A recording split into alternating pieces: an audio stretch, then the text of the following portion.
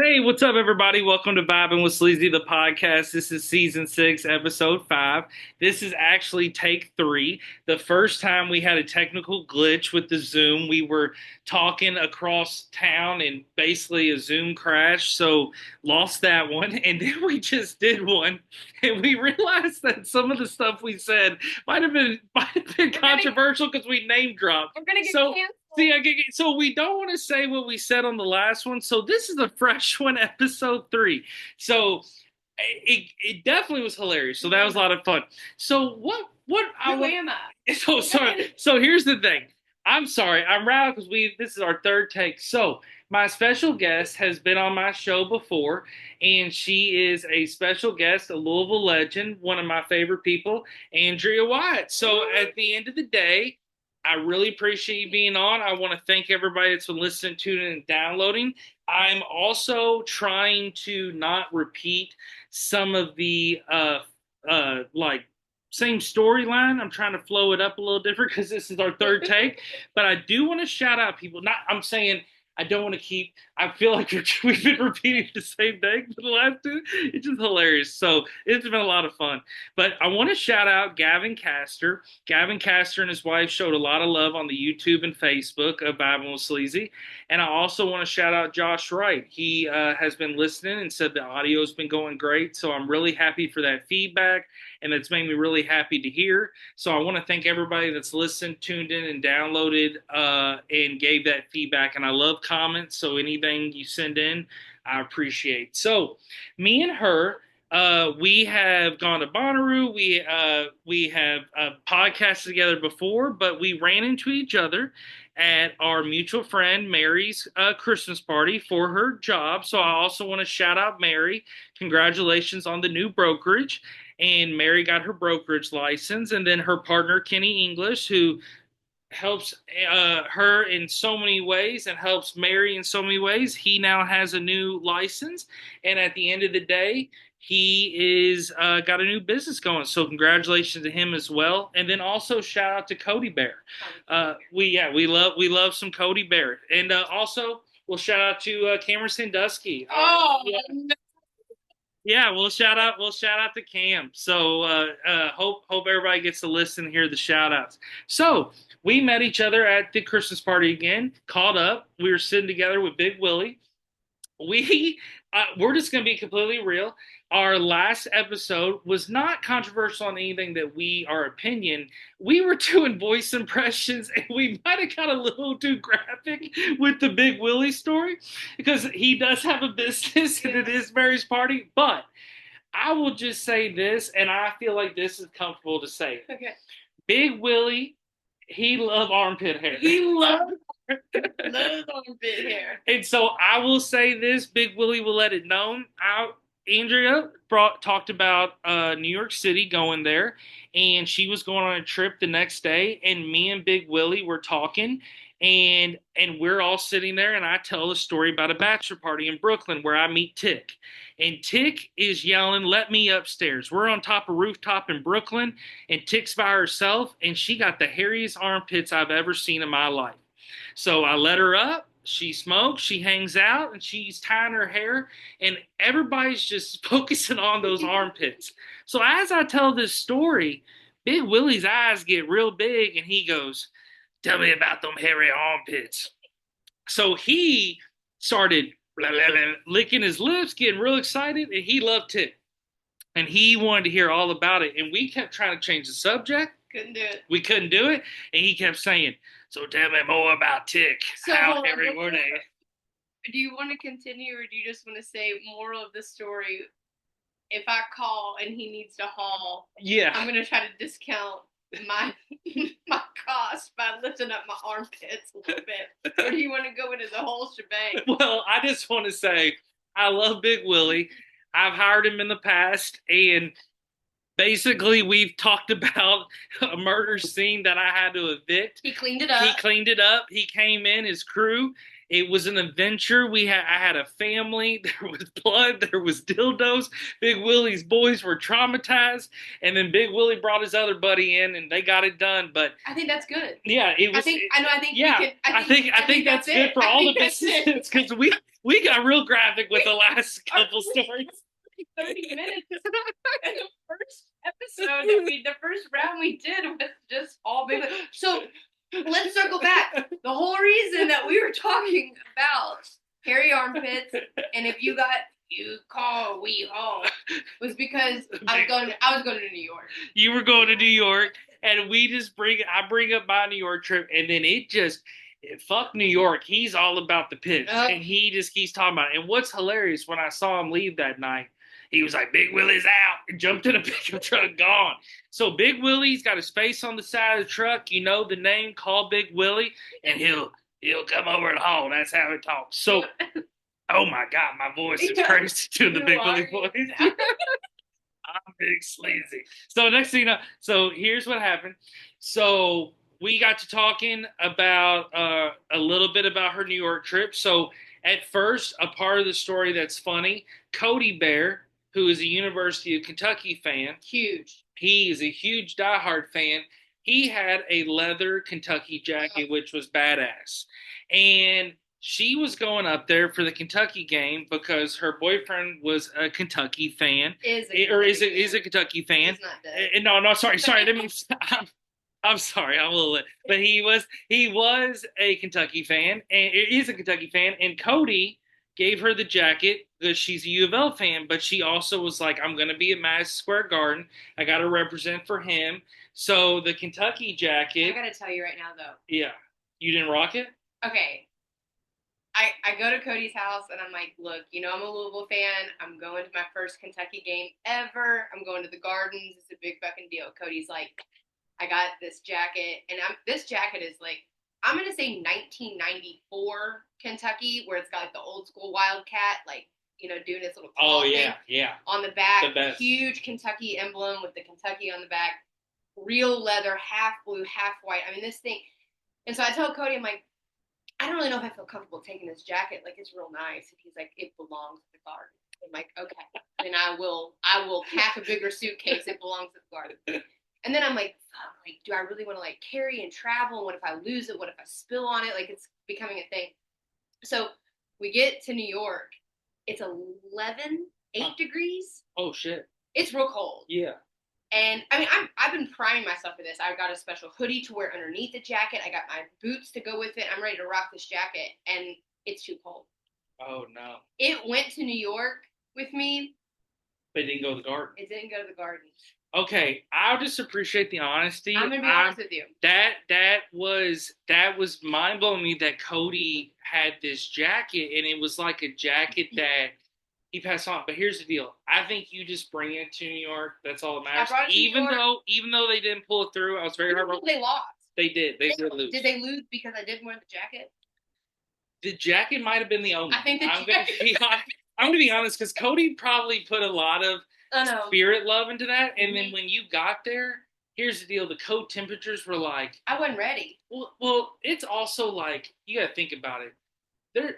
There's like a lot of probably like Calipari, Patino air. Yeah. Even though Patino's showing low taken, maybe it just spread it through, and the air was like, you can't wear the jacket. Too cold. Yeah, and the Garden's like, I'm not prepared for this leather. It wasn't ready. But I'm glad you brought it to the Big Apple. So let's talk about Madison Square Garden. Okay.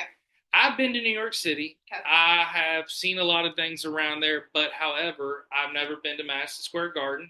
I believe I drove past in a taxi, but it was so quick and there was so much to look and see, and I'm also with friends, so it's like there was a lot going on. So was it amazing walking in? Yeah, so like I'm a big music fan. Like the joke that I told his name is Max. I told Max, I was like, the joke is that I can't believe I came to a Kentucky game before I came to like a Fish show.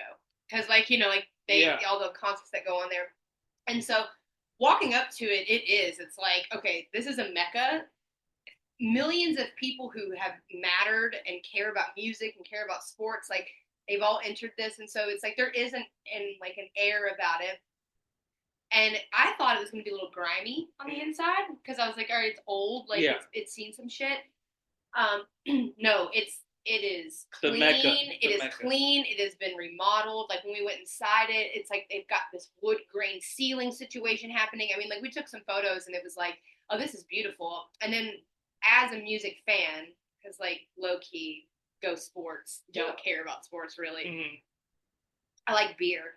Anyway, so like when you walk around the edges of like the concession stands, it's all the artists and people and sports that have ever played or performed at the Garden. Holy shit. So like as you're walking around, it's like even if you don't care about what is happening, like just you are surrounded and reminded that like this is a mecca of entertainment and you are in a special place. So that was really cool. Energy too. Think about all the energy. Great. Yeah, all the energy that's gone through that building. Yep. Like so many moments. Yeah, and so many varieties of sound and play, and like just like it brings all kinds of people together. And I think that's what New York is, right? Mm-hmm. Like New York is like a melting pot of shit. So that was really fucking cool. And then I did wear a blue sweatshirt.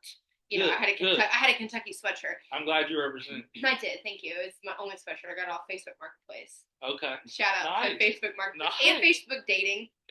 But anyway, so I wore my $4 sweatshirt off Facebook Marketplace, and it was cool because it was one of those games where like UK is playing Ohio State, but Carolina is playing UCLA, and so there's like a lot of random people with random outfits, and like, are you going to be sitting next to somebody on the next game? Or are you sitting next to a Ohio State fan? Whatever. So that was really cool too, just to like see so many people for Kentucky in New York. It was like I can be a U of L fan and still be like, hell yeah, this is Kentucky, and I will rep Kentucky because like first and foremost. So that was really cool. And then they also gave their beers were huge, which love that. They gave you a lid that you could drink out of. Ooh, so it was like a sippy cup. Yeah. Makes it even fun. Yeah. So yeah, the Gardens, like 10 out of 10. I told Max, I was like, the next time we come to the Gardens, it'll be for a show because I want to see what they do like with concerts there. But overall, it was a good first time UK thing. That's amazing. Yeah, it was really, really, really cool. I think also if I would have worn the jacket, I think it would have overpowered. Like I would have been so focused on being so fresh and so clean that would I really have cared about the game? Well, I also think that you might not even gone in the game. They would have took your picture, put you up with the entertainer, like the jacket girl. Girl, I know. This is my morning jacket. I'm from Kentucky. You would take off. Hawk 2 is out the window. Now we have you taking off with the jacket. But we had also gone to this little bar down the street that was like there's a radio show that you might know that I don't remember the name. It's like Kentucky Sports Radio. Yeah. Okay, so they like told everyone to go to this particular bar, so we went, and it was like it felt like Lexington, where it's like packed and like you can't do anything. And so we did a little bit of that, and there was a lot of really cool like retro styles happening. So I was like, I don't feel so bad. Like there's some really cool jackets here. I'm fine. But then it was really nice to be like, all right, we're going with a pack of people from Kentucky into this New York staple. Like, let's go in. So that was really cool. And then we lost. So that was also kind of shitty. It was heartbreaking watching it. But think about KSR. I listen to it a lot when I'm door dashing or driving around in the mornings. And I have to say this. I've shouted him out before. Shannon, the dude, is the coolest dude ever. I met him outside of Cincinnati Reds game. He's one of the hosts on KSR. And just down to earth, nice, super laid back, super cool. I also like Billy Sports. They do the KSR pre-show together, which is 9 to 10 on 790. It's hilarious. Those two go at it like fucking brothers, two brothers. I'm lit. But anyway, so at the end of the day, what's hilarious is that basically I have met the whole crew. Everybody from KSR has been super cool. But I have to say something. I'm a fan of Matt Jones. I love his takes. I do think he does make some great takes. But I love what he did on the show Wrestlers, but he snuffed me, or how would you say it? He snubbed me at a Hooters with the whole KSR group. I'm at Hooters for an event, Dutchman's Lane. Love that one. He's doing a KSR show. I go there after work, watch beer, filled with Kentucky fans. Everybody's watching the show. Everybody that was there with the KSR crew, Ron, everybody, give me a fist bump. Thanks for coming out. I'm right there by the stage. I don't even care. I don't even know how I got there by the stage. Matt Jones just wouldn't even touch my hand. this is also Is it like post-COVID or pre-COVID? pre-COVID. Oh, you should be touching hands. Yeah, I was really disappointed. And so at the end of the day, I know he's a little different. I've talked about this with my friend Casey. We're big KSR fans. Fan of him on the show. Love Shannon the dude. Shout out to him. But Matt Jones, show some more love. I'm gonna be honest with you. Like, I am a huge My Morning Jacket fan, and there are days where you could ask me what is my religion, and I would say Jim James, who is like the lead singer of My Morning Jacket. And there was one time where he was at an event. He is friends with a guy whose daughter was in my school's orchestra. Okay. So we're doing this thing, and I went up to him and I was like, I'm so glad that our world's intersecting. Like, the fact that you're here. I was like, can I take a picture? And he said no. And it absolutely broke me. It destroyed me. I was like, oh, well, I understand that this is your personal life, but like, my personal life and your personal life are now interacting, and it like hurt my soul. So now, I mean, since then I've seen jacket shows, but like, yeah, like I can still love you in that way, but like, I will say this. how dare you have a personal life? I'm so glad you bring this up because this is a good topic to talk about. Okay. You want to add it? Oh yeah. Well, I have my nice little list. I like making this list. But we've already we did our shout out. So shout out to Cody, Mary, and Kenny. But here's the thing that I want to talk about with the celebrity encounters. So I've been lucky to meet some celebrity encounters. But the thing about Kentucky, besides Matt Jones, Tubby Smith. I got a couple. I got a little beef Wait. with you, buddy. I got a beef with you, buddy. You snubbed me twice, dude. Not the name. You're not upset about his name. First of all, it's the first problem. Well, fuck Tubby Smith. I want to say this. Thank you for what you did for Kentucky. I know you're a college Hall of Famer and all this, but here's the thing. And also your son Saul. I got no beef with you, Saul. But this is what I want to say about you, Tubby. I met your wife and you at Derby. Your wife was so nice to me, and you didn't even have the time of day to say shit to me. Then I also meet you with all the assistant coaches at a Cincinnati Reds game. I'm literally right behind you, and you have to literally like you're the goddamn fucking president, like you're the fucking owner of the Reds. I tap you on the shoulder and I say, and I even show respect. Hey, Mr. Smith, can I can I get a picture? And he says, hey man, get out of here. And here's the best part. He didn't have the ball saved to me. This little assistant coach did. And I'm gonna be honest with you. I sat there and I said, Piss you off? twice, Tubby? That's enough. Twice. So let me just tell you that twice. Tubby 2 times. Yeah. Huh? Oh yeah. He walks out. I'm a Hall of Famer. I've done it. You know what, Tubby? I never forget. Yeah. So this is what I want to say. I have to give some shout out to some other celebrities that are super cool. So Phil Simms, Super Bowl MVP, went to Southern High School here in Louisville, Morehead State University in Kentucky, played for the New York Giants, was Super Bowl MVP. I see him on an airplane. I'm flying back from Norway. I land in Newark, New Jersey, and he's flying to Louisville because his son was playing football for Louisville. And this lady, there's only like 7 people on the plane. And this lady behind me goes, that's Vinny Testaverde. And I said, no, it ain't. That's Phil Simms. Watch me work. First of all, why is there 7 people on a plane and you're sitting next to somebody? Like, why would you not spread out? I'm like, lady, you don't have to follow the code of the ticket. But she's right behind me, like it's like a TV show. I pop up. I got a ticket. I got my plane ticket because I don't have a Phil Simms card. I'm not expecting this. And I have a ticket, and it says New Jersey to Louisville. And I walk up, and I got this little big ink pen. And I say, Mr. Simms, can I get your autograph? And you know, he looks up and says, sure, kid. Oh. But he pushes the pen out of his way. He pulls a pen out of his front pocket. He's ready for celebrity. And it is laser pen. Like, that pen looked like it was $350. I'm just guessing. And he goes, the biggest fucking pea I've ever seen. I'm talking, the pea was taller than the Washington Monument. He goes, and then does the big Phil Simms, and then he puts in parentheses, Super Bowl MVP. Oh yeah. Oh yeah. Yeah. See, that's the thing. You got to catch them when they're not in the prime. Yes. When they're like reflective of their skills and their accomplishments, and like, you know what? I am that motherfucker. I am that motherfucker MVP Super Bowl winner. I am Phil Simms. I am Jim James. And you know what? In 10 years, 20 years maybe. Sorry, Jim. I don't know how much longer you got on the stage, but like in 20 years, when I see you at that middle school fucking orchestra concert, you're going to sign my autograph with your $300 pen, and you're going to push my dick out of the way, and then I'm going to say, you know what? I'm sorry. Actually, I changed my mind. You hurt my feelings.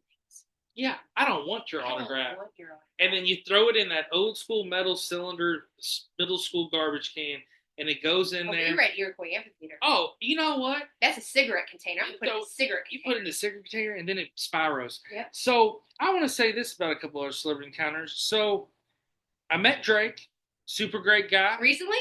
When I was in college, I worked for the Grammy U. I was the president of the AI Tennessee National Grammy U. Jeez, that's a lot of language. And here's the thing, it was a great time, but I got to meet Drake. He was super cool. He was late. It was when he fell off the stage. He was limping in there. He did a bunch of Lil Wayne impressions with his voice and was like, "Hello, I'm Weezy," and I didn't expect that. And that was like half the show. Big Willy, maybe Big Willy is Lil Wayne. So I was wondering, he had that gold chain. Maybe he is Lil Wayne, but I literally, Drake was cool, but he did talk a lot about Lil Wayne impressions. And then he said when he used to get on the phone with people back in the day, they wouldn't believe him or he wouldn't believe them. So he'd be like, "This ain't Weezy," and then Weezy'd be like, "It's the Wayne Carter," and they'd be like yelling at each other. So that was cool. The random questions that we got to ask, it was like, "What's it like working with Eminem?" So like crazy things like that. It was at Ocean Way Studios. Then I met Katy Perry, super cool, sang 3 songs. I asked her a question about her album. She took a picture of me. I loved the picture. She even autographed it, but my polo, I didn't like my polo. It seemed real short. And so I was like, man, I should have wore a longer polo. But here's the deal. Great person. But this is a crazy story. I'm at the back of between 6th Street and 7th Street in downtown Louisville. Okay. There's an alley. Okay. And there's only what byway? Off what? So if you're driving down Main Street, Main 6th and 7th. Yeah, right, yeah. So you're driving down Main, you see the Kentucky Center, you go past.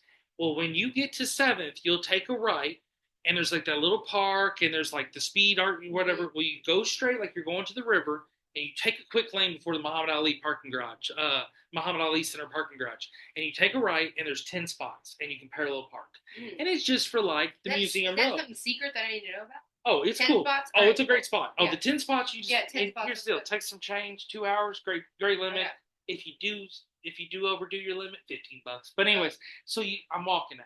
I'm working at Leo Weekly at the time. We're at 607 West Main Street, Suite 302 at the time, and I'm grabbing tables and chairs because I'm supposed to do an event down at the waterfront that weekend. So I'm throwing them in the car. I'm in the first spot of the back row between 6 and 7. The Red Hot Chili Peppers were here 3 days before in town. I had seen them twice. Once in Cincinnati, once in Yum Center. Huge None at Bonnaroo? Had not seen them at Bonnaroo. No. Okay. Saw them at the U.S. Bank Arena. Then saw them at the Yum Center. My dad drank a lot of Woodford and kept running towards the stage. He had to be escorted away 3 times. He was lit. But it was great. A lot of fun. And my dad, shout out to my dad. He waited in line, got the tickets for both shows because he's a diehard fan. So great time. And so I'm walking out of Leo and I'm putting tables in, and I'm not expecting, number one, for them to even be in town. They have a show in Indy that night. Throwing shit in there. And I'm by myself. I'm perspiring hard. And I look down the alley. Hope it's Naked Flea. It's Anthony Kiedis with his son. They're in full Lakers gear. And I go, am I seeing something? Is this a mirage? So I put the shit in the car. I shut it. I go back in. I'm grabbing a couple chairs. I have my trunk open. He starts walking by, and I go, throw the trunk in. Do this thing. Do a little Sanford Son, wipe the hand, and I go, Mr. Kiedis. And because here's the deal. It's always our respect. Is that your style? Yeah, that's my style. And people like it. And I go, and he turns around, and he goes, hey, only stop because you said that. He goes, what's your name? I said, Eric. I said, can I get a picture or autograph? He said, I don't do that when I'm with my kid. I said, I respect that. But I said, what are you doing here? He said, we've been in town for a few days. He said, I took him to a museum, a couple things. He said, so where can I get some coffee? I said, Atlantic number 5 when it was open. I said, you can get up there. He said, cool. He said, "Nice meeting you, man." And then he said, "Give him a dab." And his kid gave me a dab. Oh, Here's cute. the best part: Anthony Kiedis' own kid gave me a dab. Tubby. So, Nothing. yeah. Tubby. You just remember that fucking story. So at the end of the day, a lot of cool celebrities. A lot of times you got to respect their wishes. Joe Gatto from the Impractical Jokers, nicest guy in the fucking world. He signed my Kroger Plus card because he goes, "Give me some to autograph," and I had nothing to autograph, so I pulled my Kroger Plus card out. He signed the back of it, and then he signed my ticket, and I said, "Dude, this is so cool." He goes, "Let's take some pictures." He literally did like 3 poses. I didn't even know he did them. I looked the same in every picture, and he's like, thumb up, spaz hands, hey, Yeah. and then pulls the hands back like that.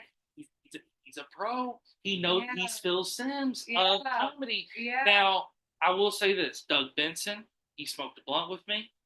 He's the guy that made not the McDonald's Super Size Me movie. He made Super High Me, where he smoked for 30 days straight, and then he didn't smoke for 30 days, and he went to the doctor and saw what was the reaction? What happened? It was different. He was it better to be? Was no, it to be high? Better be high. Yeah, okay. He was more. Here's the deal.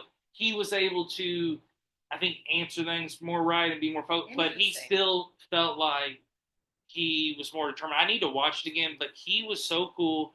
And now he has a show called Getting Doug with High, and he has comedians on, and he smokes them out the whole time. Kind of like interviews. What is it like? Getting it, like driving cars with comedians with Jerry Seinfeld. Yeah, and that show's wild. That show's real wild. When he did the episode with Kramer, when Kramer was like on his redemption, I was like, this is wild. And then he did, I think the one he did with Ricky Gervais was really funny because Ricky Gervais cracks my shit up. I have a question. If you were going to be put, let's just say you were like at that status and Jerry was going to pick you up in a car. Because I love that Jerry's like, I'm going to pick them up in this car because it reminds me of that person. What kind of car would Jerry pick you up in? Can it be SUV? It can be whatever it is, yeah. Black Cadillac Escalade 24-inch rims, 2004. Oh yeah. And I want Big Timers playing. Big Timers, 215s in the back. I want literally up and down and up they go. Yeah, still fly. I want that playing, and I want Jerry to tone it down just a little bit, but he's still talking to me. So it's like you can hear the Big Timers, but I'm like, yeah, that's my style. Yeah. And it's like I do like eating ice cream. Yeah. Because he's asking me biography questions, but at the same time, I'm flowing. So New York City. What else did you do besides the garden? So we were only there for 48 hours. 48 hours? Yeah, that was it. We were only there for 2 days. That was it. So like got it. Oh gosh. So we got in really late and then woke up, got acclimated to the time. We got in late. We went and got a pizza across the street because you have to do that. $1.25 slice. It was okay. For sure. And then the next day we woke up. We were like, let's take a walk. We walked Times Square, did a little Times Square action, walked around that, and realized it was fucking cold. Like, it was very cold. That was when I realized I wasn't going to the jacket. Went to the Kentucky bar, went to the game, and just trashed. I mean, we are lit. Very, very lit. Yeah. So I was like, yeah, I know how to get back to the hotel. I know how to get back. So we're running around. I don't know how to get back to the hotel. There's like a combination of like falling and whatever. So we make our way back to this little like we try to find a place to eat. So we went to this like real nice taco place. Like imagine Nulu times 10. Okay. And we're like, yeah, this is good for us. We'll just get some tacos. We sit down. We're drinking tons of margaritas. We're the loudest people in our Kentucky outfits. It's very like candle lit, and we're like dancing to the techno over the thing. They're like, you all are really cool. We're like, yeah, we're like really drunk, whatever. So we did that, and so then the next day we were like, all right, should we do like Christmas in New York? Mm-hmm. I had a whole itinerary of like the stuff that you should do, like the Rockefeller tree, ice skating, and then they had this little like nostalgic train ride. But we just walked the city, and then by the time we got to all the big stuff, it was like, I don't really want to wait in line for an hour and a half to pay $85. So we saw the tree, we saw the ice skating thing, and I just looked at him and I was like, nah. What was the train ride? It's cool. So So during December on Sundays, you can ride a specific line that goes through Harlem through Midtown into Soho, and they one of the cars or like one of the trains is like from the 1930s. Oh, that's sick. Yeah, that would have been really cool, but it was just like we didn't make it, and we walked through like Washington. Made your own memories. We did, yeah, it was good. So like everything that we said we were gonna do, we absolutely didn't do. But the I'm obsessed with soup dumplings. So Okay. like this is something that you should know. I love soup dumplings since I've had them. We have no soup dumplings in Louisville, and if you can find a soup dumpling in Louisville, let me know. I already know about Joy Lux, and they don't have any soup in them, and I already know that sometimes the place on Shelbyville Road that John Chu's family owns, I've called and they don't actually have them, so you can't trust the internet. So anyway, soup dumplings. I started going to Vegas a lot, and I went to this really nice restaurant called Din Tai Fung, and I fell in love with dumplings. And anytime I go to like Chicago or San Francisco, I'm like, all right, I gotta go get dumplings. So I made a reservation to Din Tai Fung in New York after I'd gone to Las Vegas, and I was like, oh my god, this place is so good. You're gonna love it. It's gonna be $300, and it's so good. So we ate all these dumplings, and I could tell I was like, okay, like maybe I built this up. Yeah. You put things on a pedestal and like it means something to you. And so we ate there and it was fine. And so like we're walking back to our hotel, and there is this like hole in the wall spot that's like Dee Dee's dumplings. And Max is like, let's just see if it's good. And I'm like, all right, I'm like really full up dumplings, it's fine. So we sit in this like corner, it's like a corner bar, like I don't know how to explain it. It's like a really small restaurant. We sit in the corner, there's a window next to us so we can see people going. We order dumplings. We order like 5 things of sake. So we're lit. We're feeling good. It's warm. It's cold outside. It's warm inside. And we're eating the dumplings. And this is the first time he'd ever had dumplings. And he's like, I got to be honest with you. Like, I know you just paid a lot of money for like this place that you loved. And I was like, I know. These might be better. Like, these are way better. So we were able to do like that kind of stuff, which was cool. But like, dumplings are my shit. They're so fucking good. Have you ever had a soup dumpling? No. What is? Oh my god! All right, so soup dumplings are like, okay, it's like a wheat. Think of like a wheat noodle as a shell. Okay. And and they put like inside of it is usually like a ball of pork and some like onions and things like that. But they'll put a gelatinous broth, whether it be chicken or pork. And they put it inside of that, so you've got a pork meat consistency with the gelatinous thing, and then they steam it. So when you go to eat it, all that gelatin melts into soup. So when you eat it, it is like eating a little bite of soup, and it's warm, and it has like an outside shell. Holy shit! Oh my god, like it's so good. And I think I romanticize it because I don't get it. Like I have to search for them. So, so then we did that in New York, and I expressed my love for dumplings. He already knew how I felt about them. We're eating dumplings in New York. That's great. And then we go to Chicago a little bit, like 2 days later. We're like, all right, let's move to the next city. Which is a blast. It's a blast. And so their Chinatown has really good dumplings. And so, yeah, like once you have one style of dumpling, you gotta have them all. Gotta have them all. So we just went on a whole fucking dumpling tour this winter break. It was so great. I think I had like 5 different dumpling spots, and it was just like, it was so good. And that's exactly how it sounds. When you eat it, it is like it's messy and it's gross. Like, yeah, I mean, so it's like Big Willy. It's like Big Willy. It's Big Willy. Give me that armpit hair. Yeah, so I love dumplings. Like my students know I love dumplings. They draw me dumplings. Mary has gotten me a plushie of dumplings. Like I love soup dumplings. Oh, I've seen that really cool for dogs. So this is hilarious. They have a the white Chinese food box. Yeah. So there's like foam. My friend has a beagle, and so it has the chopsticks where you open up the Chinese box and there's miniature dumplings and faces. Hide them and stuff. Yeah, that's cute. It's hilarious. Oh, I love that. Yeah. If anybody ever got me that for a Christmas present, I would absolutely love that. That's so sweet because Opal would love that. She's a dumpling girl. She doesn't know it. Yeah, I love soup dumplings. And so that was like there were 2 things we were going to do in New York City. Madison Square Garden UK game, soup dumplings. And we did both of those things, but everything else that's like, there's just a lot of people. Like if you don't love hundreds of people trying to shop in one area, I wouldn't recommend New York at Christmas time. But we we found this really cool cathedral. It's the oldest cathedral. I think it's St. Patrick's Cathedral. It was awesome. It was open. It's beautiful. It's the largest cathedral in the United States. We randomly just walked into it. Like, we didn't know it existed. We walked into it. It's beautiful. Were they welcoming? Oh, yeah. I mean, there's tons of people. There's hundreds of people going in and out because it's just such a landmark, thing. And so we go in there, and it's Christmas time, and they're playing, like, Christmas music, and you can go and, like, light candles for your saints. And, like, we were there for a while. And the architecture itself is, like, we don't make shit like this anymore. No. And that's what we kept saying is, like, man, like, when did this change? Like, when did we stop caring about what we're producing as a nation? And so that was the question. And, like, as soon as you walk out of the cathedral, you're on, I don't know, you're, like, around all the shopping. It's, like, where Nordstrom is. It's, like, where everything is. And so you walk out of the church, and the first thing you see is a Victoria's Secret ad.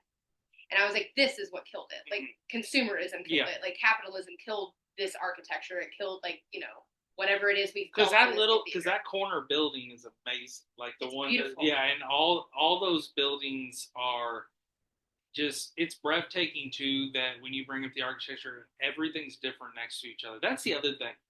Even in town here, just the mindset of, I'm making this like this. I'm making this like this. It's like, well, now the question is, like, how do we preserve this, and then how do we make money off that? And, like, when you drive from, like, neighborhood to neighborhood, you can see that change. You're like, this is preserved. This is brand new, and 100%. It's like, this could get knocked down with just a quick swift punch. This is like, so yeah. It was funny because it's Fifth Avenue. We were on Fifth Avenue, so it's like all the shopping. And so, like, we're in this beautiful state, and the question is, like, man, like, when did this change? Like, when did society move away from this? Like, I'm not religious in any way, but there is something about being in that space that makes you feel connected to religion and people. And then as soon as you walk out, it's just Victoria's Secret, titties out, and I'm like, all right, that's what killed it. Money killed it, right? Yeah. Sex killed it, or whatever. Well, like, that's how, I'm not Catholic, but when I went to the University of Notre Dame, just walking past that cathedral, walking past football. Wait, you go there? No, I visited there too. Oh, I visited. Yeah, I had the same experience. I was like, holy shit, this is beautiful. It was very spiritual, felt good. Went there with two buddies. So I actually went on my lesbian friend got married, and she invited me to the bachelorette party. So you all went to Notre Dame. That'd been a blast. But no, we went to Traverse City. And it was a blast. Got two places. A bunch of us had a good time. Came back, me and my two buddies, and we stopped at University of Notre Dame. We're like, let's go see the football field, all that. Well, then you just start exploring. Yeah, there's so many spirits and so much stuff around there. So it was really cool. It was awesome. The food was great. They got, like, a little outside town, city area. So it was definitely a vibe, and I recommend anybody going. And I would too. It was cool. And what's crazy is that I sell stuff on eBay for a guy right now. I sell my own stuff on my store, but I had just cleaned out this dude's garage, and I opened up this white box, and it says Irish on in cursive on the top, but it's like a printed Irish logo, and there's like two sides. I open it up, and it's the football field lit up. Cool. That's really cool. It's a 2022 season ticket box that they sent out.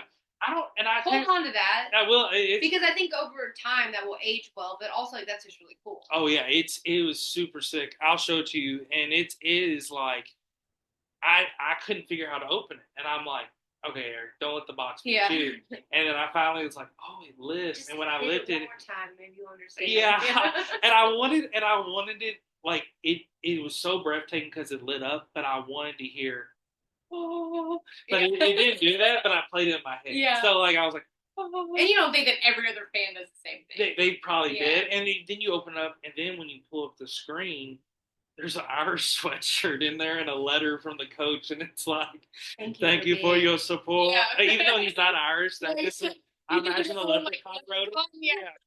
And people don't, and here's the craziest thing, being a football school, like, it was such ironic that they painted a Jesus on the side of the building with his hands up, and it looks like football Jesus. Okay. And here's the thing, everybody calls it football Jesus because it looks like Jesus is saying touchdown. But I sometimes wonder if they even meant to paint it as touchdown Jesus. No, I think that's exactly what I'm trying to say. Like, we go from this like religious group of people that love Jesus and he's praising whatever, right? But then when you walk outside, it's like Victoria's Secret, football, capitalism, like, and then it's like, I mean, I don't want to get political, but it's like, that's football Jesus, bro. He believes in football. I I just imagine, like, if I swear, if it gets so extreme in 20 years that Touchdown Jesus is sponsored by Victoria's Secret, it's sponsored by Victoria's. We might see the next 4 if there's an endorsement next season, I think we could see that extremism in the next 4 years. Is all I'm saying. I'm calling it football Jesus. Oh my God! Wearing a Victoria's Secret. What if football Jesus walks the runway at the Victoria's Secret model show 2025? I don't even know how it's possible. And I'll be honest, when I walked up, I was like, wow. And I even like tried to wear like an Irish shirt to be on that. What does your Irish shirt look like? Is it orange? Irish? Oh, okay. Kiss me. I'm getting lucky in Kentucky. I do have the one with the leaf that says "Kiss me, I'm Irish," and then I do also have the one. I have one that says like "Play like a champion," and I'm like, oh, and I like looked into that, and I was like, this is Notre Dame. I found this at Goodwill.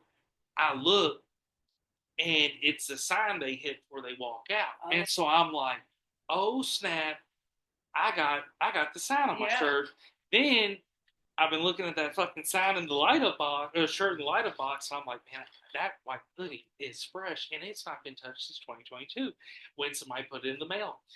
But these season ticket packages that people buy, so I got to say something real quick that was public news here recent for people listening. The Tennessee Titans, everybody that bought season tickets to the stadium for the upcoming season, they sent them a bobblehead of a player that don't even play for them from like years ago, Delanie Walker. And they all got this bobblehead saying thank you. They're like, what do we have that we can give away? Here's the best part. Best part, that Nashville Goodwill is going to have my God, so many bobbleheads. Everybody come and get, and poor Delanie, he's like, I thought you gave these out. Yeah. Like, I had bobblehead night, and then it's like 2 years later. Did he have an injury or something? No, he just a tight end, got old and retired. He wasn't bad. I think he made the But was he good? Oh, he was decent for him. But the funniest thing, he deserved a bobblehead. Wait, do you think he'd give you an autograph? Yeah, he would. Here's the deal. It would be one of those like, Mr. Walker. And he turns around. Yeah, what's up?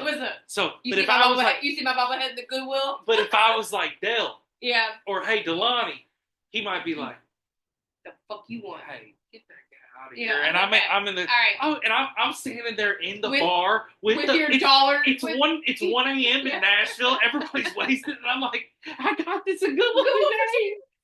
My friend, here's the best part: the couple I stay with in Nashville, they hate sports, but we have a blast every time I'm down there. So I go to a lot of the sporting events, like the Kentucky game or Vanderbilt, and I'll come back to their house afterwards. And I could just see them saying, because they're homebodies, I could see them, hey, Eric, you're in town. Where you want to drop you off? Can you take me to bring my good boy? I heard he's in the club. Yeah. I walk in, the bouncer's like, I paid $20 after I just paid $1 for. I'm just making up a crazy story in my head, but I think after hearing your stories earlier, it's quite possible. It is quite possible. I'm telling you, this stuff. Yes. Okay. Well, okay. I'm gonna tell your listeners. Yes. Prior to this third recording, we had a whole hour of conversations. So, you love zoos. Yes, I do. I love zoos. Okay. And you love animals. Yeah, I love animals. So I want to fuck you up a little bit. Okay. Okay, I want to know what your first favorite animal is. A camel. Okay, but what are 3 reasons? What about the camel do you love about him? When my mom's friend, who's a zookeeper, asked me about the camels, like, or asked me what animal I wanted to see, I picked camels. Why? I think it's because they had rides out there at one time. Okay. So I did the rides, and then I also like. Can you tell me like more specifically about what about the camel do you love? I love the humps. I love the personality, like where it don't give a fuck, but it also lets you ride. I like its hydration style. Like I like that it can stay hydrated for a lot longer than other animals. What could you say about somebody who can like stay hydrated? Like that's like somebody who is not accessible, but like they are adaptable. Okay. adaptable to their habitat. Okay. I also like that they're pack animals, so like tying them up is not a bad thing. They actually enjoy it because they enjoy being like staying there in a pack and having their little space. So I think they're very, I guess you would say, not a lot of work to mess with. Okay. And I think too, they can go long paces. They can go far places. But I just think they're a cool animal that lets you ride them. Okay. Do you want me to keep going with what I was going to do? Yeah, sure. Okay, great. And I'll tell them how to do this. All right. What's your second favorite animal? Oh, I'd say a gorilla. Okay. And I need three things about the gorilla you love. I love their personality. I love how they actually love like the phone and technology, and they have like close brains to us. Okay. I like that they are very playful, but they also are kind of like dominant. So I like when they get dominant, but I also like how they're like I like that they're lovable. Like they care about humans still. Like you see when kids fall in, Harambe should never been shot. Okay. Like R.I.P. that kind of RIP to Okay. Harambe. So That's more than three. Now, last, third favorite animal. lion. 3 reasons why you like the lion. I like that they're just ferocious, the king of the jungle. I've always thought it was cool seeing a super dangerous animal, so it just made me like them more. Okay. And I like what I like. You like that, the male lion or the female lion? the female lion's more violent, so I do like the male lion just Okay. because it comes in and finishes the job of like the meal and shit. Okay. Do you want me and finish this job? All right. Do you want me to tell you what that means? What? All right. You ready? Yeah. And this is and to your listeners, you can do this too with people that you don't know. It's a great party trick. What I'm about to do for you. All right. So your first favorite animal is how you see yourself. So you see yourself as the camel. You see yourself with a good personality that doesn't give a fuck. You are a pack animal. You don't mind being tied up, and you can go long distance. Okay. Nice. Your second favorite animal is how you see, or is how other people see you. So they see you as the gorilla, which means they love your personality. They see that you're technological and smart. You're playful, yet dominant, and that you're lovable and you care about humans. That's how people see you. Wow, that feels great. And then the third animal, which is always the hardest. So like for those of you listening, you have to kind of pry it out of them a little bit. Your third favorite animal is the lion, so this is how you truly are. That you are ferocious as the king of the jungle, and that you prefer the males because they come and finish the job. Okay, that is awesome. You just blew my mind. There's 3 more questions. We don't have to go into it. Wow. Unless you want to. We can do that later. That is awesome. And if your listeners want to know the latter part of the personality test, you can give that to them in the next episode. Okay, for sure. That is really cool. When you were talking about zoo stuff, I was like, I'm going to come in and fuck him up. I'll tell you my animals. And I've known about this, my mom. I'm blown away. My mom is like an interesting bird. She's real interesting, right? Real weird. Yeah. And I remember one time we were like going to Disney and we're like driving in the car. And it's just her and my mom. She's driving, everyone's asleep, and it's just me in the back seat, like, my stomach hurts. And so she's like, what's your favorite animal? I'm like, da-da-da-da-da. My mom gives me this thing, and she, like, tells me it. And so I've known this forever, this test. And so as my animals change, like, my favorite animals have changed over time. And every time I'm like, for example, the sea otter has become an animal that, like, I love. I watch it in my classroom all the time. We do the sea otter cam from the Monterey Bay Zoo. Mm-hmm. And so I asked myself, I'm like, ooh, okay, well, like, where is the sea otter in my, like, number 1, number 2, and number 3 right now? And then what about it am I resonating with? Like, what is changing about me? Is it the way I see myself, the way others see me, or the way I really am? So I use that, because, like, the thing is, like, some people would say that this test is, like, oh, it's finite. Like, once you make these decisions, like, it's fixed. And it's like, no, like, once you know your animals and they change, you can start to ask yourself, what part of me is changing? The way I see myself, the way others see me, the way I. And see, I think too, the more you see those animals too, is like why they're also what you relate to. Yeah. Why zoos are important. Yes. Because we talked about our love and hate for zoos. Yeah, I love them.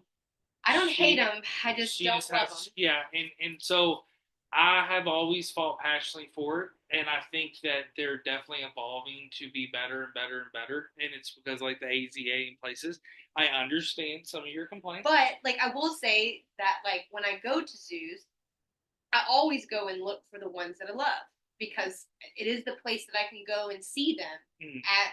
Or am I saying that I like to go see them, or I like to go see myself in some version of myself? Yeah. So like I went to I was in Chicago for 2 weeks over break, and we went to the Shed Aquarium.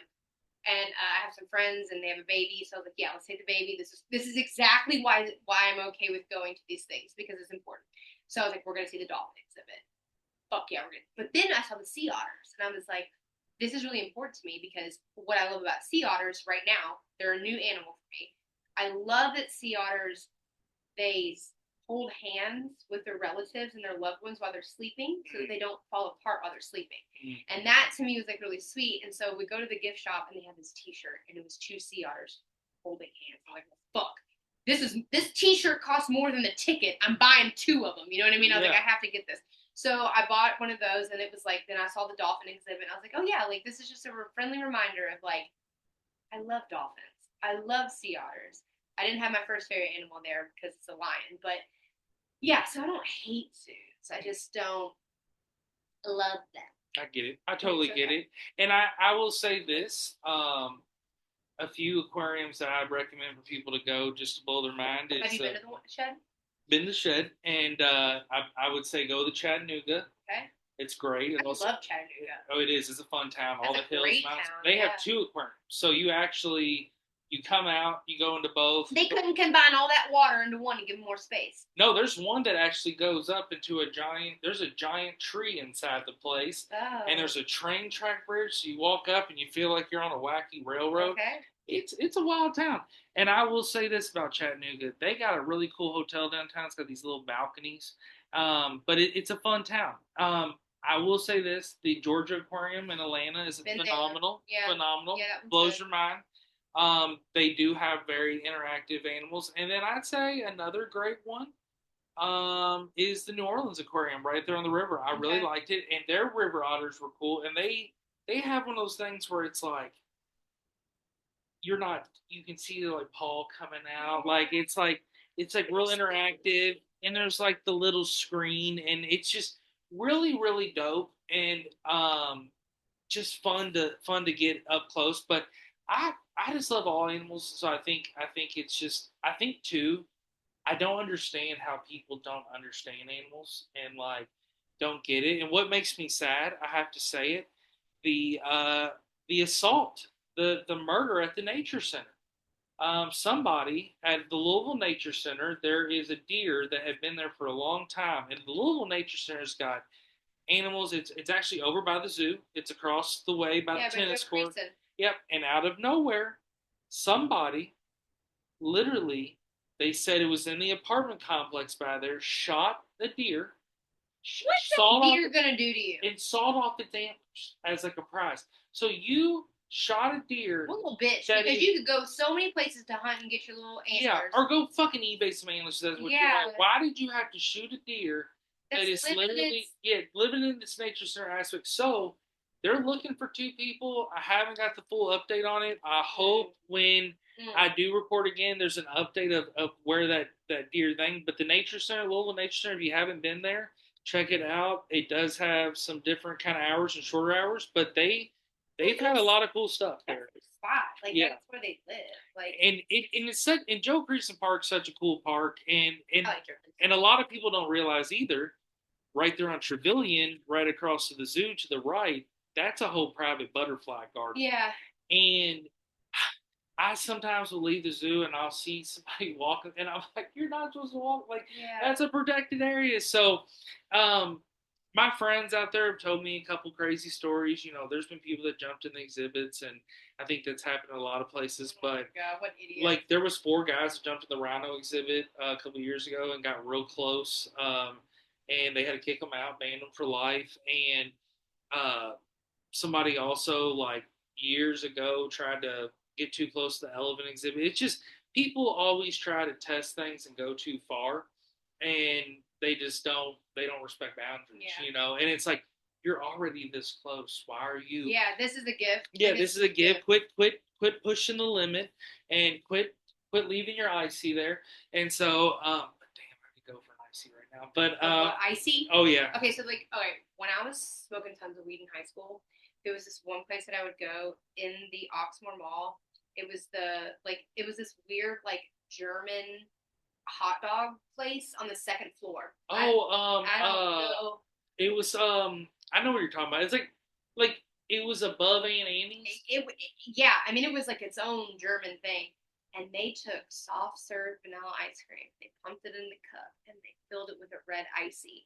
And I would go just fucking baked by myself in my little Ford Focus, and I would go get those, and I would just eat them in my car. That is like a pivotal.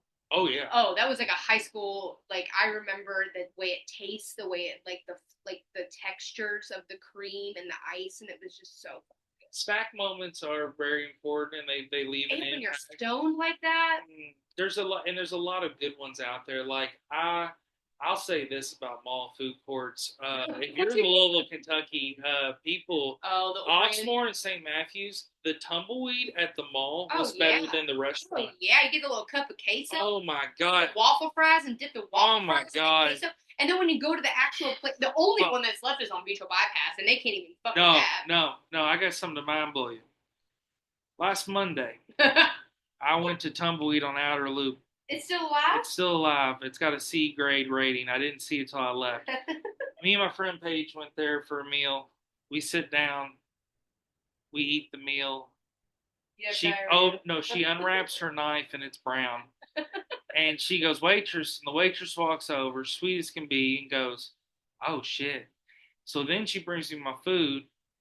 Then she brings Paige her food, and it just it was weird. Did you eat it? Oh, I ate. I was eating on it, and then I got to the point where I was like, I'm good. Now the prices were a lot cheaper. The chips and sauce were still hidden.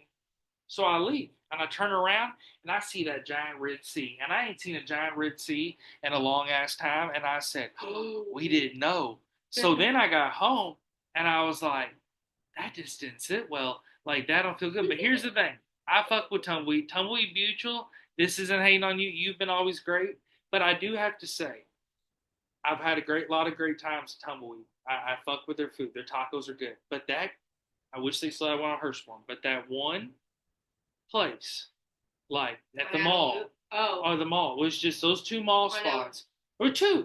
They were right next to the smoothie place. And it was green. It had the green tile with the pink. So you had the green and pink. You walk up, and they always had that Southwestern thing. Yeah. And I just wanted the cashier to have a cowboy hat on. They never did, but I was just like, I think looking back, it's good they didn't. It's good that, probably for sanitary issues too, like rubbing the leather off into my tortilla. Having to take your hat off to scratch it, and then get your queso ready. And then also, when you were up in the food court, it was like tile floor, and then you would step off, and there was Stride Right. And I remember Stride Right because I had Velcro in my shoes when I was a kid. And bring that back. And at the end of the day, if you got the tism, you got it. You can get, it's like a prescription. If you get diagnosed with the tism, they're like, here's a prescription for you to have. I'm going to get a physical February 3rd. Can you please give me a diagnosis of the tism so I can get my Velcro shoes back, please? I would rock those everywhere. Like, I got students that wear these Velcro sandals, and I'm like, you got that tism prescription, baby? Oh. Well, here's the thing. I have to say, Stride Right, it got me through those first few years. My grandparents took me there because they said you need to have good arches. And I was like, I don't know what the fuck that means. All my friends have Nikes, and I got these weird-ass shoes. And she's like, you're going to thank me later. I guess I thanked her later. Well, I got great arches. Well, they had logos. That's how Stride Right's got logos? So at the time, Stride Right was popping. And you got to think about it. Stride Right had, like, you know how stores get the affiliation with, like, the Teenage Mutant Ninja Turtles or Thundercats, whatever, Disney. Yeah. They had, like, a few of the characters, and I think what it was like, okay, the parents were like, all right, our son and daughter got some weird-ass feet. They can't wear Nikes, and so they can't even I can't even get this kid to tie a shoe. You don't even know what a loop is. Because autism hadn't really happened yet. No. And they're like, hey, Luke boy, you're going to Stride Right. So I go to Stride Right, and I'm like, I want to play basketball. And they're like, you can play in them, but they're going to be Velcro. Yeah, so I go in there, and then I just remember it was just like so cool. And then here's the thing I realized. Though. I think I was traumatized. I think I caught on to it. I bought in middle school. I was always blessed to get one pair of sneakers before school. So sixth, seventh, eighth grade, I went with the Allen Iversons, and Allen Iverson didn't have Velcro, but he had this loop that Oh, tied with click, the click, butt. click. Yeah, Yeah. and then I think I even could Velcro in one spot.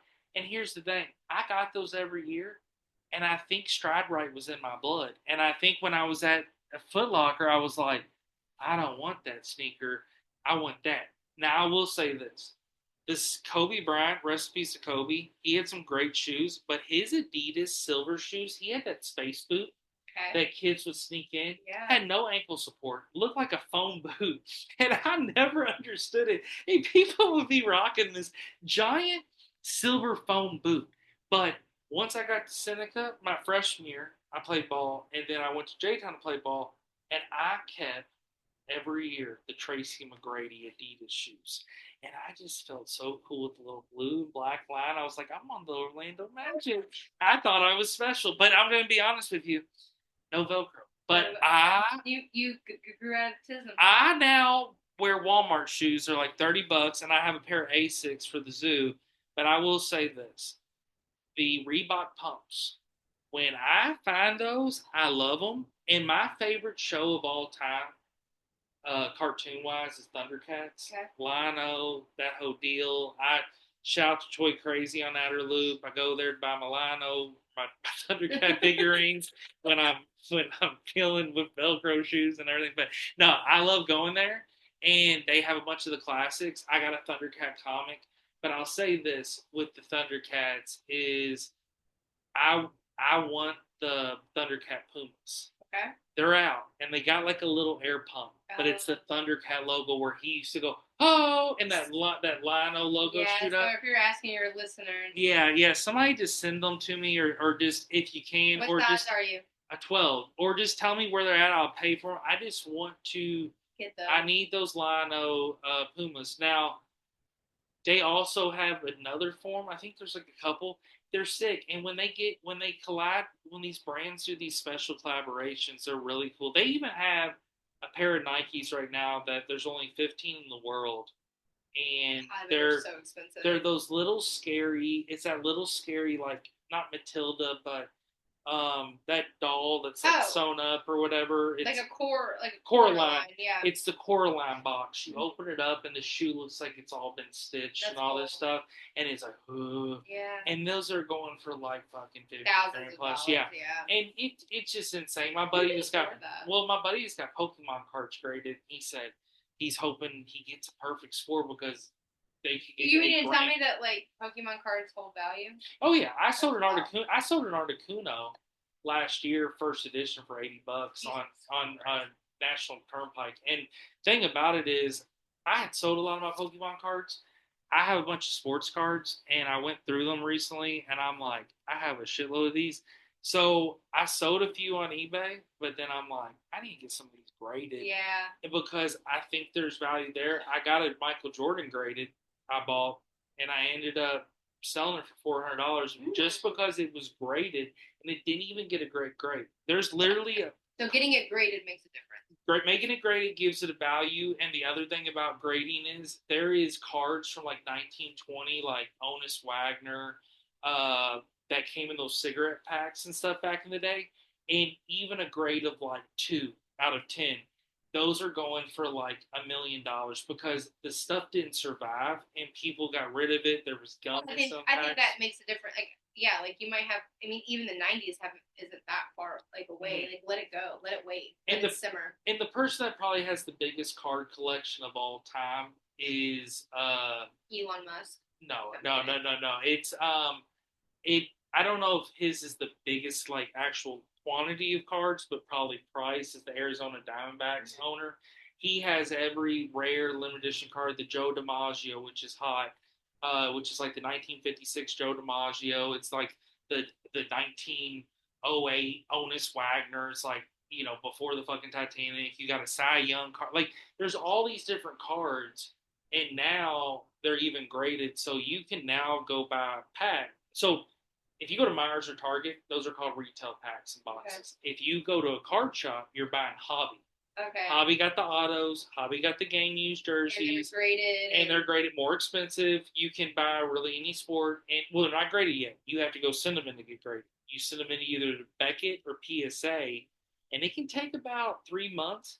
Louisville Sports Card, which is on Shelbyville Road, they'll actually ship them for you and That's monitor cool. it all, but they take a It percentage. takes the year that's like still a hobby that's Oh yeah, you it's know. blown up. It's blown up, Yeah. and the thing about it is, sports cards now have festivals, convention. They're still around, and they're always going to be a popular thing because the year, the players, and with the talent that's out right now, it's insane. Like Shohei Ohtani, those cards are bringing in value that it's just fucking unheard of. That's cool. It is unheard of. But so other You than want to hear a Subway story? yeah, for sure. All right. So I don't really know where to start with this. So I figured we could go in depth. So we went to New York. We came home for a little bit, and we go to Chicago. Mm-hmm. Chicago was like we were thinking about maybe moving to Chicago. I was going to become a Louisville legend that moved to Chicago. So we go to Chicago, and we're like, we had already decided. I had already decided that like no, Chicago isn't the move. We're not going to move there, whatever. But I'm still going to take the trip and just see if I like the city. Mm-hmm. I kept the Airbnb, whatever. So we're watching this Netflix special. We're into comedy. It's really fucking funny. And I'm like, let's just see. We found free comedy show tickets in inner city Chicago at the Laugh Factory. It was so great. We're like, all right, we're staying in a suburb. We're staying in Oak Park. It's a really nice neighborhood. It's like where the Frank Lloyd Wright, all the homes are. It's real bougie. It's real nice. We're staying there. We're like, all right, we're going to take the blue line into the city. We're going to this free comedy show. We go to a sushi conveyor belt. The weather's nice. It's like, oh my god, maybe we should have moved to Chicago. Like maybe Chicago is actually where we belong. Blah blah blah. So on the way into Chicago, we noticed that there's like a lot of police activity with big guns. They're looking for something. But no one's really talking about what it is. I'm like, that's fine. At least there's police activity. Whatever. So then on the way back, we're trashed. We've been drinking all night. We get on the train. We get on the blue line. We're headed back home. We have like a 40-minute train ride home. And the conductor gets on. They're like, hey, everybody's got to get off the train. We get off the train. They give us a new train. We get back on the train. It's like, all right, you're good. So we're chilling. We're the only, like, I don't want to say normal people. There's not a lot of people on the train. Mm-hmm. So the person that I'm with, Max, is like, hey, like, don't make a big deal out of this, but, like, these people over here on the train are smoking crack. So I look over, they're smoking crack. Yeah. On our train. So I was like, well, let's go to the next cart. We're just going to move carts. Like, let's just leave. Because it's clear. There's a situation happening. We're the only, like, civilians there. So we go to the next cart. The next cart felt like they had already smoked the crack. It was real active, real loud. I still didn't feel safe. We go to the next one. This guy's sleeping. I'm like, this is good. I feel safe here. We can attack him. So we sit down. So we're riding, and then the train comes to a complete stop. And they're like, hey, we're stopping. Do not get off the train. If you try to get off the train, you're going to get electrocuted. This is not a stop. So we're now stuck. We know what's happening on the carts behind us. Holy shit. Yeah, so we're like, oh, okay, cool. We're drunk. We're still not scared. The conductor, has he said this yet? Okay, no. So then the train shuts its door, and they're like, hey, we can't stop at the next stop because there's a fugitive loose and there's police activity. Oh, so we got to turn around. So we're like, what? The conductor goes from this side because, we're going southbound. He's walking from the southbound cart to the northbound cart because he's going to take us back. He's got a stunner stage on. I mean, he's looking real fierce. And I'm like, you're the one that's fucking driving us? Like, this is what our protection is? He's like, what's up, y'all? What's up? So then he comes back and he's like, we're going to get a move on. They get on the intercom. They're like, all right, they caught the fugitive. The police activity stopped. We're not stopping at the next station. We're stopping at Oak Park. I'm like, tight. That's us. So the whole ride, I'm like, I think that we should just go back to Kentucky. This is not our jam. So we get to Oak Park. As soon as the train starts to stop, our sleeping man defecates. Oh, shit. Literally, oh, shit. Like, shits himself, right? Oh. The smell is, like, so bad. Yeah. As soon as we get off the train, we, like, run off the train, and, like, we look at each other, and we're like, we're not Chicago people. So it was just, like, one of those things where it was like, we're done here. The universe is trying to be like, look how nice the city is. You should stay here. The weather's great. Look at all this comedy. Look at all this free stuff. Think of all the sushi. And it was just like people smoking crack, people on crack, people shitting themselves, fugitives. We need to go home. And so that was when we were like, all right, we're just normal Kentucky people that like need to just go the fuck home. But I'll tell you right now that the sushi conveyor belt was really fucking tight.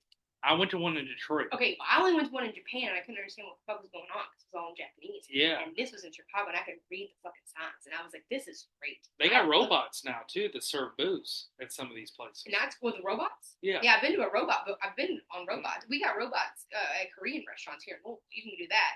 And that's really cool. But like when and then if you order a special, like you can order a special menu item and it comes on a train that goes above you and it stops and you pull it. And I was like, this is fucking tight. Well, you can put the one that was in Detroit. First of all, I love Detroit. I do too. I like Detroit over Chicago. I love Detroit. Detroit, I love Belle Isle. I love all the Detroit sports. I love doing things. I love the aquarium. I love the zoo. I've spent a lot of time in Detroit because I had a bunch of college buddies up there. We would do Yurt Fest up there, and then I just started going there a lot. Went and saw Eminem up there. Like, I love it. It's the same distance to Chicago. Mm-hmm. You don't have to pay to park anywhere you go, which is nice. It's so cheap in Detroit. Yeah. Like, you just park at the casino for no money. Well, have you seen Hardcore Pawn on True TV? No. That's the hardcore pawn shop, like Pawn Stars, but they're in there. It's I've been to Pawn Stars, the actual Pawn Stars. Well, this one is on True TV. It was called Hardcore Pawn, and it's in Detroit off 8 Mile, and it's where they walk in and they're like, I want fucking $700 for this, and it's like a little fucking blow up ring. Oh. And so they're throwing people out, security's over. So I went there with my buddy Eddie, and we're standing there and we're just looking around. And I see Les behind the guy. I'm like, Les! Yeah, and Mr. Les! Mr. Les! Yeah. Like, Mr. Gold! Yeah. So he just waves, and like, I'm in there. And he also like realized, like, these tourist motherfuckers are just like the only two in there. Everybody else is in there trying to get any money they can get. So it's still raggedy. Oh, yeah. It's wild. That's great. And the thing that's crazy, they're huge, like, Detroit people. Him and his son and daughter, and they own a bunch of pawn shops. But the thing that's funny, that show blew up. You can tell some of the segments are a little bit far-fetched, but some of the shit is real deal. And you're like, this is wild. I was like, I got to go there. So I pull in and I'm like, this motherfucking place is for real. And I'm like, what? Yeah. So it was just so cool. But yeah, Detroit's dope. The thing about Chicago, I will say this. I've been to Chicago a bunch. Went there as a kid. Saw Wayne Gretzky's last away game. Like, that was my dream to see him because I was obsessed with Wayne Gretzky, a hockey player. My mom and dad took me. Then they had a whole thing at Madison Square Garden about him. I love Gretzky, and he played for the Rangers when they played it. So then I go to Chicago as I'm older. We stay at the Congress Hotel, which is one of the most haunted hotels in Michigan. Very creepy. There was a lot of fucking spooky vibes. And going to Chicago, I also like been to Cubs game, been to White Sox game, all this shit. But one time I went up there with Budweiser, and our boss bought a bunch of fucking rooms at Budweiser, like in our hotel. Me and this dude Trent, who's young, like he younger than me, we're in our 20s, we're walking, we get so wasted, we're trying to find the Hyatt. As wasted as your Budweiser experience in Colorado? Oh my God. That is a whole, no, Budweiser Colorado is top tier. Okay. But this was, I'm walking down, and this taxi driver pulls over and says, you two get the fuck in. Where are you all going? He didn't even charge us, because he said we were just walking in the wrong direction. He ends up taking us back. It took forever to get back to the hotel. We were clearly fucking lost. Then we find out our boss, who was married with kids, had this giant suite that he got through the Budweiser Hotel. No, he's passed out in this giant suite. We go and knock on the door. We're the only ones up. All the old fucks we went with are like passed out. We go up there. He wakes up. He's half drunk, and he says, here's my credit card. Order pizzas and order me a midget stripper. So we order a black midget stripper. She shows up, and we order pizza. I don't know what happened, but him and the midget stripper disappeared, and me and Trent ate a whole pizza, and we're in the street. Oh yeah, we're pounding beers, and then next thing we have to leave at 6 in the morning next night. And then Jeremy's like, "Did you use my company card?" I said, "Use what you gave me." So anyways, that's what happened. So at the end of the day, that was a crazy Budweiser tale. But You there's a lot love of those crazy. movies. And what's also wild, this dude, I'll say this dude, Steve Smith, and this guy Pat Burge. They no, not Pat Burge. I'm sorry, it was Frank Sharp. Frank Sharp and this guy Steve Smith. Steve Smith's a legend. Played football at Michigan State. Hilarious guy. They're up there. So the weekend that we go, it's Pride Festival weekend. So Steve has a mustache, and Frank had a mustache.